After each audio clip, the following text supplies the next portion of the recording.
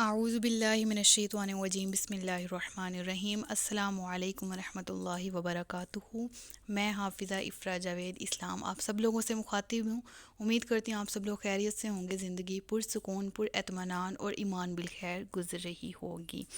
آج کے لیکچر میں ہم ڈسکس کریں گے ہسٹری آف ہولی کعبہ، یعنی خانہ کعبہ کی تاریخ پڑھیں گے۔ خانہ کعبہ کی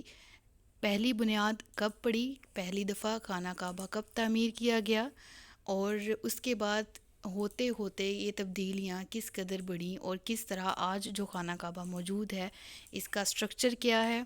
یہ کس طرح بنایا گیا، اور آج جو موجود ہے کیا حضرت ابراہیم علیہ الصلاۃ والسلام نے جو کعبہ بنایا تھا یہ وہی حالت ہے۔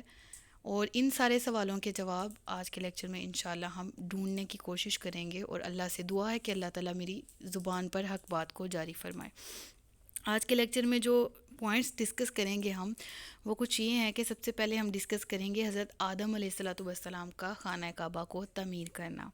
پھر ہم دوسرا پوائنٹ ہے جس کو پڑھیں گے وہ ہے ابراہیم علیہ الصلاۃ والسلام کا خانہ کعبہ کو تعمیر کرنا۔ پوائنٹ نمبر 3، حضرت ابراہیم علیہ الصلاۃ والسلام کے تعمیر کرنے کے بعد قریش کا کعبہ کو تعمیر کرنا۔ اور پوائنٹ نمبر 4 ہے حضرت عبداللہ بن زبیر رضی اللہ تعالی عنہ کا خانہ کعبہ تعمیر کرنا۔ تو سب سے پہلے چلتے ہیں پوائنٹ نمبر 1 کی طرف، وہ ہے حضرت آدم علیہ الصلاۃ والسلام اور تعمیر کعبہ۔ تفسیر عزیزی وغیرہ میں یہ چیز مذکور ہے، بیان کی گئی ہے کہ جیسا کہ ہمیں علم ہے کہ حضرت آدم علیہ الصلاۃ والسلام جب جنت سے زمین پر اترے اور اللہ تبارک و تعالیٰ نے کہا کہ ایک مقررہ مدت تک تمہیں اور تمہاری اولاد کو زمین پہ رہنا ہے، اور اس کے بعد پھر اعمال کے حساب کتاب کے بعد تم لوگ جنت میں جاؤ گے اور جو بدکار ہیں وہ جہنم میں ڈال دیے جائیں گے۔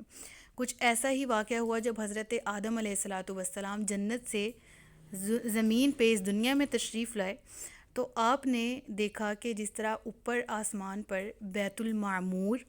موجود تھا، اور بیت المعمور، معمور کا مطلب ہے منور، روشن، اور یہ بالکل جہاں پر آج زمین پہ خانہ کعبہ موجود ہے نا، بالکل اسی کی بالکل سمت اوپر جائیں تو اوپر آسمان پر سیم اسی جگہ پر درمیان میں خانہ کعبہ کے بالکل اوپر ایک اور گھر ہے جس کو بیت المعمور کہا جاتا ہے، ٹھیک ہے، اور یعنی روشنی کا گھر، نور کا گھر، اور فرشتے یہاں پر طواف کرتے ہیں، اور روایات میں آتا ہے کہ فرشتہ جو ایک دفعہ طواف کر جائے قیامت تک اس کی باری نہیں آتی، اس قدر تعداد میں زیادہ ہیں فرشتے۔ تو بہرحال حضرت آدم علیہ الصلاۃ والسلام وہاں دیکھتے تھے آسمان پہ جنت میں کہ اس طرح بیت المعمور ہے، تسبیح کی جا رہی ہے اللہ تبارک و تعالیٰ کی، طواف کیا جا رہا ہے اس کے گھر کا۔ تو وہ جب زمین پر تشریف لائے تو انہوں نے اللہ کی بارگاہ میں عرض کی کہ اے خدایا، میں یہاں نہ تو کوئی ملائکہ کی تسبیح و تکبیر سنتا ہوں اور نہ کوئی عبادت گاہ دیکھتا ہوں، جیسے کہ آسمان میں بیت المعمور دیکھا کرتا تھا اور اس کے ارد گرد جو ہیں وہ فرشتے طواف بھی کرتے تھے۔ تو اللہ تبارک و تعالیٰ نے ارشاد فرمایا کہ جاؤ، ہم جہاں نشان بناتے ہیں وہاں پر خانہ کعبہ بنا کر اس کے ارد گرد طواف بھی کر لو اور اپنی نماز بھی ادا کر لو۔ تو حضرت جبرائیل علیہ الصلاۃ والسلام حضرت آدم کی رہبری کے لیے، ان کو بتانے کے لیے ان کے ساتھ تشریف لے گئے اور انہیں اس جگہ پر لے آئے جہاں پر زمین بنی تھی، یعنی جہاں پر آج خانہ کعبہ موجود ہے نا، اس جگہ پر پہلے صرف پانی تھا، اس پانی کے ذریعے جاگ بنی اور اس جاگ کے اوپر زمین کی لیئر بننا شروع ہو گئی، اور وہ زمین پورے اس طرح جس طرح آج سٹرکچر موجود ہے ہماری ارتھ کا ویسے پھیل گئی اور ایک پلانٹ کی صورت میں جس کو ہم جانتے ہیں وہ بن گئی۔ تو ابتدا کہاں سے ہوئی تھی زمین کی، وہ جاگ کہاں سے بنی تھی جہاں پر آج خانہ کعبہ ہے۔ تو حضرت جبرائیل علیہ الصلاۃ والسلام حضرت آدم کو وہاں لے گئے اور اس جگہ پر اپنا پر مارا زور سے، اور جب اپنا پر مارا تو وہ زمین سے نیچے 7 زمینوں تک، 7ویں زمین تک خانہ کعبہ کی بنیاد ڈال دی گئی تھی، سبحان اللہ۔ پھر ملائکہ نے کیا کیا، اس کو 5 پہاڑ جو ہیں ان سے 5 قسم کے پہاڑ تھے، ان کے پتھروں سے اس کو بھر دیا۔ کون کون سے پہاڑ تھے؟ وہ جو بنیاد ڈالی، جس طرح عام طور پہ ہم گھر ڈالتے ہیں تو گھر بناتے ہیں تو نیچے بنیادیں مضبوط کرنے کے لیے اینٹیں وغیرہ اچھی خاصی پتھر وغیرہ مٹی وغیرہ گراتے ہیں تاکہ اس کی نیچے سے بنیادیں مضبوط ہوں. تو خانہ کعبہ کی بنیاد میں ڈالنے کے لیے جو پتھر تھے وہ 5 پہاڑوں سے لائے گئے تھے، جس میں سے ایک کوہ لبنان، کوہ طور، کوہ جودی، طور زیتا، اور پانچواں ہے، 5ویں نمبر پہ آتا ہے کوہ کوہ یہ میں لکھ رہی ہوں ساتھ اس لیے آہستہ بول رہی ہوں، ہیرا. ٹھیک ہے، یہ 5 پہاڑ تھے ٹوٹل، جن 5 کے 5 پہاڑوں میں سے پتھر لائے گئے اور اس کی بنیاد ڈالی گئی، اور پھر نشان کے لیے 4 طرف دیوار، چھوٹی چھوٹی دیوار، 4 دیواری کر دی گئی، اور پھر اس طرف منہ کر کے حضرت آدم علیہ الصلاۃ والسلام جو ہیں نماز پڑھا کرتے تھے اور اس کا طواف بھی کیا کرتے تھے. بعض روایات میں یہ بھی آتا ہے کہ بیت المعمور کو بنیاد بنا دیا گیا تھا، یعنی اس کی بنیاد پر رکھ دیا گیا تھا بیت المعمور کو، اور جب طوفان نوح آیا تھا، حضرت نوح علیہ الصلوۃ والسلام کی قوم پر جب طوفان آیا تھا اور ہر طرف پانی تھا، تو بیت المعمور کو اٹھا لیا گیا اور خانہ کعبہ کی جگہ پر بس اونچے سے ٹیلے رہ گئے تھے. ٹھیک ہے، تو لوگ یہاں آتے تھے اور برکت کے لیے دعا مانگا کرتے تھے. ٹھیک ہے، تو یہ مختلف روایات کے مطابق اتنا ہم نے پڑھا کہ حضرت آدم علیہ الصلوۃ والسلام نے خانہ کعبہ کی تعمیر کس طرح سے کی، اور پھر ہم نے دیکھا کہ کون کون سے پہاڑ تھے جن سے مٹی لی گئی تھی، اور ان پہاڑوں سے پتھر لیے گئے تھے اور ان سے خانہ کعبہ کی بنیاد ڈالی گئی تھی. اگلا پوائنٹ ہے جی حضرت ابراہیم علیہ الصلاۃ والسلام اور تعمیر کعبہ. حضرت ابراہیم علیہ الصلاۃ والسلام نے کعبہ کو کس طرح سے تعمیر کیا کہ حضرت ابراہیم کو اللہ تبارک و تعالیٰ کی طرف سے حکم ہوا کہ حضرت ہاجرہ اور اپنے بیٹے اسماعیل علیہ الصلاۃ والسلام کو لے جائیے اور عرب کی ایک سرزمین جس کا نام مکہ ہے وہاں پر جا کر آباد ہو جائیں. تو آپ نے ایسے ہی کیا، اپنے بیٹے اور اپنی بیوی حضرت ہاجرہ رضی اللہ تعالیٰ عنہ کو یہاں چھوڑا، اور پھر یہاں پر آبادی بننا شروع ہو گئی. آبادی کے آنے کے لیے کیا کیا گیا، حضرت ابراہیم کو حکم دیا گیا کہ اسماعیل کو ساتھ لے کر جائیں اور خانہ کعبہ کو تعمیر کریں. دیکھیں خانہ کعبہ پہلے بھی تعمیر ہو چکا تھا حضرت آدم کے دور میں، لیکن حضرت آدم علیہ الصلاۃ والسلام کے دور میں جو خانہ کعبہ تھا اور جن روایات کے مطابق ہمیں پتہ لگا، تو حضرت ابراہیم کو ان کی رہنمائی کے لیے حضرت جبرائیل علیہ الصلاۃ والسلام آئے اور انہوں نے خط کھینچا، ایک عمارت کی شکل بنائی کہ اس جگہ پر آپ نے خانہ کعبہ بنانا ہے، اور ایک بادل کا ٹکڑا بیچ کے اللہ تعالیٰ نے کعبہ کی حدود کو واضح کر دیا تھا. ٹھیک ہے، تو حضرت ابراہیم علیہ الصلاۃ والسلام نے حضرت آدم کے زمانے پہ جو ڈلی ہوئی بنیادیں تھیں اسی پر عمارت دوبارہ سے بنا دی. سمجھ میں آئی ہے؟ میں اپنی بات آپ کو سمجھا سکی ہوں آسان الفاظ میں. یعنی حضرت آدم علیہ الصلاۃ والسلام کے دور میں جو کعبہ تھا، حضرت ابراہیم علیہ الصلاۃ والسلام نے اللہ کے حکم سے، حضرت جبرائیل کے بتانے سے، نشاندہی کرنے سے، اسی بنیادوں پر دوبارہ سے خانہ کعبہ کی تعمیر شروع کی. اور اسی میں ایک چیز ڈسکس کرنا چاہوں گی، اسٹرکچر آف ہولی کعبہ. ٹھیک ہے، خانہ کعبہ کی جس طرح وہ بنایا گیا تھا، اس کا جس طرح عمارت تشکیل دی گئی تھی، تو یہ سمجھانے کے لیے میں نے تصویریں کچھ ایڈ کی ہیں تاکہ آپ کو سمجھنے میں آسانی ہو، اور یہ اسی وجہ سے ایڈ کی گئی ہیں کہ آپ ان حضرات سے جو کہ الحمدللہ میرے علم میں آیا ہے کہ میرے لیکچرز کی آڈیوز ڈاؤن لوڈ کر کے مختلف گروپس میں سینڈ کرتے ہیں، تو میں ان سے ریکویسٹ یہ بھی کروں گی کہ آپ ویڈیو لازمی طور پر سینڈ کیجیے گا تاکہ تمام کو سمجھنے میں آسانی ہو. اور اگر جو لوگ مجھے یوٹیوب پہ سرچ کرنا چاہتے ہیں تو میرا نام بھی اگر آپ لکھیں گے حافظہ افرا جاوید اسلام تو میرے لیکچر سامنے شو ہو جائیں گے، تو آپ وہاں سے بھی دیکھ سکتے ہیں. بہرحال یہ تصویر ہے خانہ کعبہ کی، اور اس میں مختلف قسم کے نمبر دیے گئے ہیں، جس طرح نمبر 1 یہ ہے اور پھر نمبر 2 یہ ہے، تو اس طرح یہ نمبرنگ دی ہے، اور ساتھ ہی میں نے اس کا اسٹرکچر سمجھانے کے لیے سائڈ پہ پوائنٹس دیے ہیں تاکہ سمجھ آ جائے. تو سب سے پہلا پوائنٹ کیا ہے جی، ہجر اسود. ہجر اسود کہاں پر موجود ہے؟ ہجر اسود یہ پوائنٹ نمبر 1، اور یہاں پر ہجر اسود یہ ہے. ٹھیک ہے، اور یہ کیا ہے؟ یہ پتھر ہے جو کہ جنت سے لے کے آیا گیا تھا، اور یہاں پر نصب ہے. دوسرا ہے جی پوائنٹ نمبر 2، یہ ہے خانہ کعبہ کا دروازہ. ٹھیک ہے، یہاں پر ہم ساتھ ساتھ ٹک لگاتے جاتے تاکہ ہمارا کلیئر ہو جائے. باب کعبہ کون سا ہے ان میں سے؟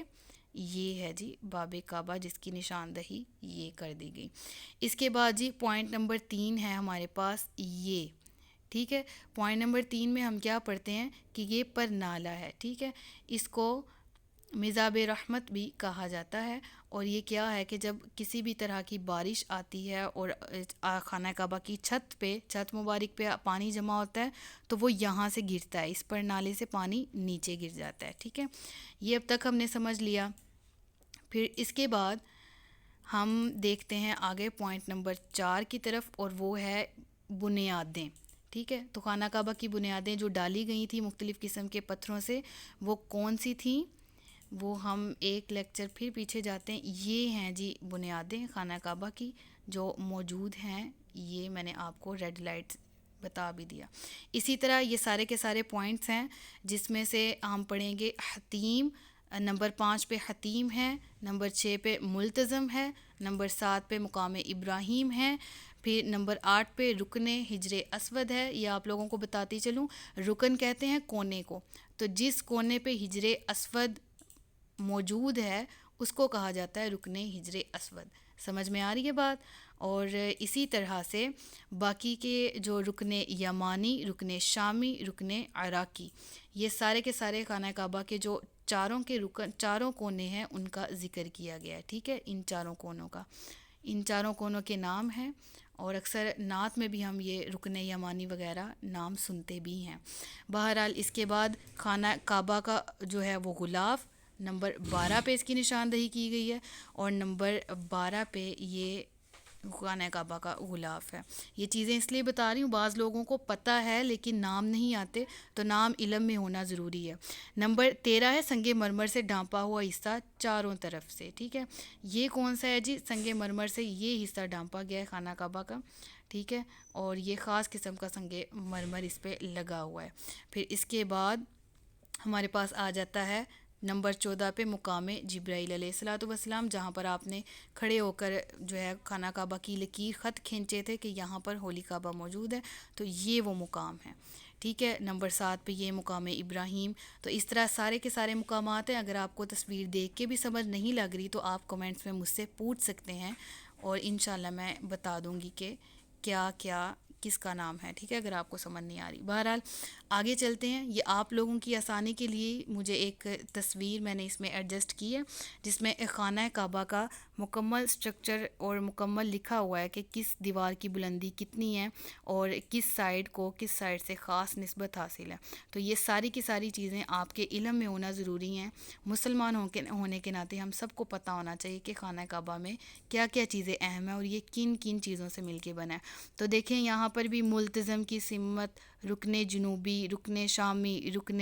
عراقی، حتیم، یہ ساری کی ساری چیزیں جو ہیں وہ اس میں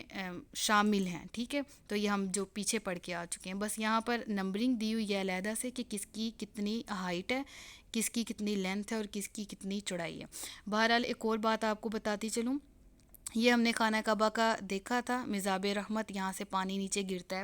اور جب بارش آتی ہے تو یہ جو ایریا ہے نا اس کو حتیم بولا جاتا ہے، ٹھیک ہے۔ یہ آپ کو جو ہلکا سا شیڈڈ نظر آ رہا ہے جو بھی میں نے کیا ہے، یہ پہلے خانہ کعبہ کا حصہ تھا، لیکن یہ کچھ وجوہات کی وجہ سے خانہ کعبہ کا حصہ نہیں رہا۔ وہ وجوہات انشاءاللہ آج کے لیکچر میں میں آپ کو بتاتی ہوں، تو وہ غور سے پڑھیے گا۔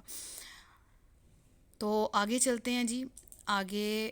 اس کو اگر آپ نے دیکھ لیا ہے، سمجھ لیا ہے، تو آگے چلتے ہیں، تاریخ ساتھ ساتھ پڑھتے ہیں، اور ان امیجز کے ساتھ آپ نے اچھے سے نوٹس بنا لینے تاکہ آپ کو سمجھنے میں آسانی، اور کبھی بھول بھی جائیں تو آپ کو یاد آ جائے کہ ہم نے کیا پڑھا تھا۔ بہرحال حضرت ابراہیم علیہ الصلوۃ والسلام کی تعمیر کے بعد قریش نے اس کو کیسے تعمیر کیا کہ آپ کی تعمیر کے بعد جزوی طور پر مختلف اوقات میں اس کی دوبارہ سے تعمیر کی گئی۔ ایک دفعہ عمالقہ، ایک دفعہ جرہم، مختلف نام دیے جاتے ہیں، ان لوگوں نے آ کے اس کو تعمیر کیا، اور اس کے بعد قصی بن کلاب، ٹھیک ہے، قوف اور پھر صاد چھوٹی ہے، ٹھیک ہے، اس کو قصی بولا جاتا ہے، یہ ایک شخص کا نام تھا قصی بن کلاب، اس نے بھی خانہ کعبہ کی تعمیر میں اپنا حصہ ڈالا تھا، ٹھیک ہے۔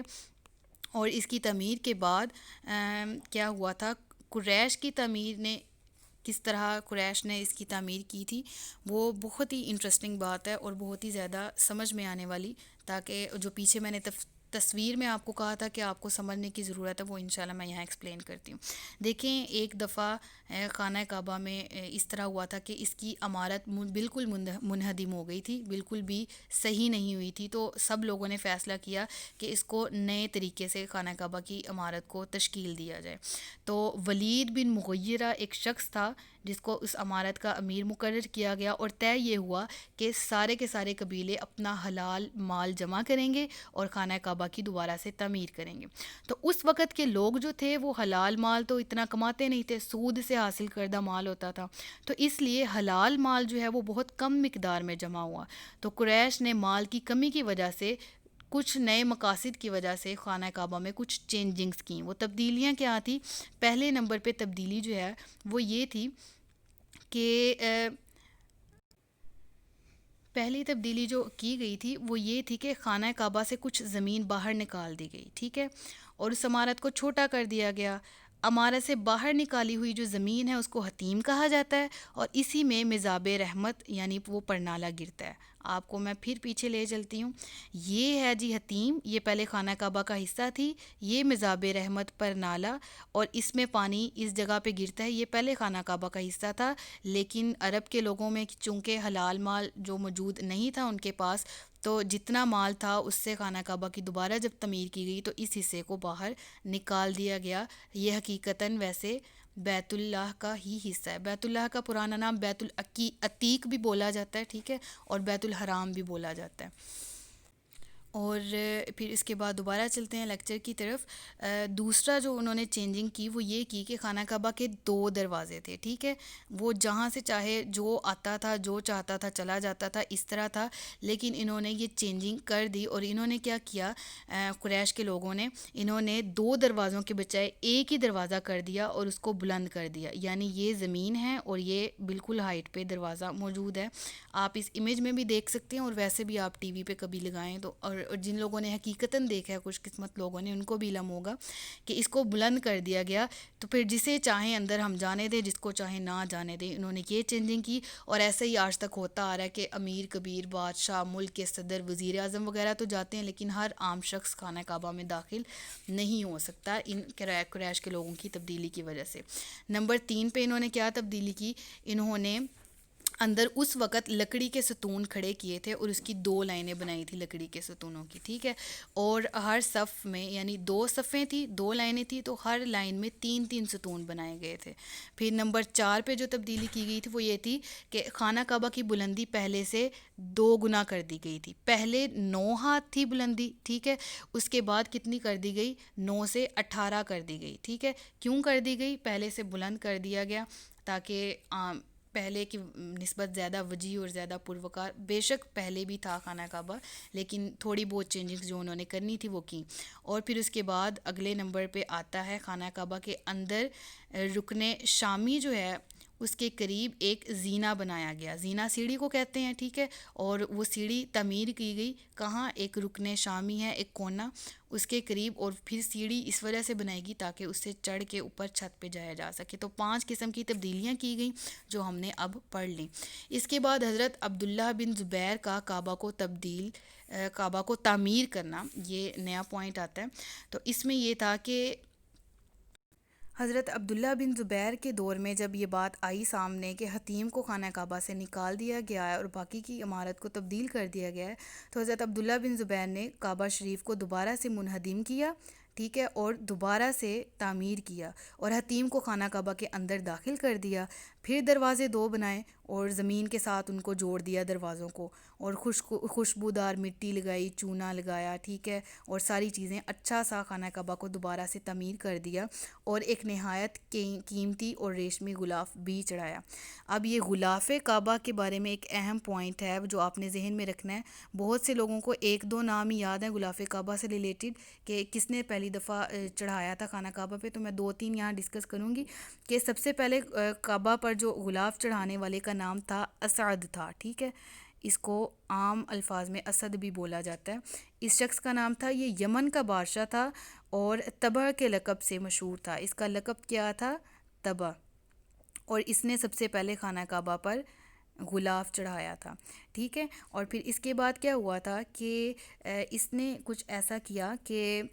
مدینہ طیبہ کی جو ہے وہ بنیاد، شہر، اس کو شہر کہنے کی اس کی بنیاد ڈالنے والا بھی شخص یہی ہے. اور علامہ علی قاری رحمۃ اللہ تعالیٰ فرماتے ہیں کہ سب سے پہلے کعبہ شریف کو غلاف حضرت عباس رضی اللہ تعالیٰ عنہ کی والدہ نے چڑھایا تھا. اس کے علاوہ بھی بہت قول ہیں، واللہ تعالیٰ اعلم، اللہ بہترین جانتا ہے، لیکن یہ کچھ نام تھے. پھر اس کے بعد حضرت عبداللہ بن زبیر کی تعمیر 27 رجب، ٹھیک ہے، 27 رجب، میں ساتھ ساتھ لکھ رہی ہوں تاکہ آپ کو نوٹس بنانے میں آسانی ہو، 64 ہجری کو، ٹھیک ہے، 64، 64 ہجری میں کیا ہوا تھا کہ یہ تعمیر مکمل ہو گئی تھی. اور پھر حجاج بن یوسف جو ہے اس کے دور میں یہ دور تھا جی 74 ہجری کا، ٹھیک ہے. اس میں کیا ہوا تھا، 64 میں وہ تعمیر مکمل ہو گئی تھی حضرت عبداللہ بن زبیر کے دور کی، تو حجاج بن یوسف جو ہے اس کا دور آیا 74 میں، تو اس نے اس عمارت کو پھر سے منہدم کر کے اسی طرح بنا دیا جیسے پہلے قریش نے بنایا تھا، یعنی پھر حتیم کو علیحدہ کر دیا اور خانہ کعبہ کو چکور شکل دے دی. پھر ہارون رشید خلیفہ آیا، اس نے چاہا کہ خانہ کعبہ کو ایسا ہی بنا دیں جیسا حضرت عبداللہ بن زبیر نے تعمیر کیا تھا، یعنی وہ دراصل حضرت ابراہیم کے دور والی ہی دوبارہ سے کنسٹرکشن کرنا چاہ رہے تھے. لیکن اس وقت کے اہل علم نے یہ مشورہ دیا کہ اگر تم نے اس طرح بنا دیا پھر تمہارا کوئی مخالف آئے گا، وہ پھر اور طرح سے تبدیلی کرنا چاہے گا، تو اس طرح بار بار خانہ کعبہ کو گرانا بنانا ایک کھیل بن جائے گا. تو اس چیز سے بچانے کے لیے اس کو کہا گیا کہ اس کے بعد مرمت تو تم کر سکتے ہو خانہ کعبہ کی، لیکن جو حالت ہے اسی میں رہنے دو. تو اس دن کے بعد سے خانہ کعبہ مرمت تو ہو ہی جاتا ہے، تھوڑی بہت چینجنگز آ ہی جاتی ہیں، لیکن اسی حالت میں موجود ہے جو کہ حتیم جو ہے باہر نکال کے اور خانہ کعبہ کو دوبارہ سے چکور شکل میں کنسٹرکٹ کر کے دی گئی تھی. تو آج کے سبق میں ہم نے اتنا ہی پڑھا. انشاءاللہ لیکچر نمبر 2 میں آنے والے لیکچرز میں ہم مزید پڑھیں گے کہ آج جو خانہ کعبہ ہے اس کی کیا شکل ہے اور یہ کس طرح کس کے دور میں بنا تھا اور آج اس کی کیا حالت ہے. ہجر اسود کی ڈیٹیل ہم پڑھیں گے کہ کہاں سے آیا تھا، مقام ابراہیم اور حضرت ابراہیم کی دعا وغیرہ کا ذکر کریں گے انشاءاللہ نیکسٹ لیکچر میں. اپنا خیال رکھیے گا، اپنے سے زیادہ دوسروں کا. السلام علیکم ورحمۃ اللہ وبرکاتہ. وما علینا الا البلاغ المبین.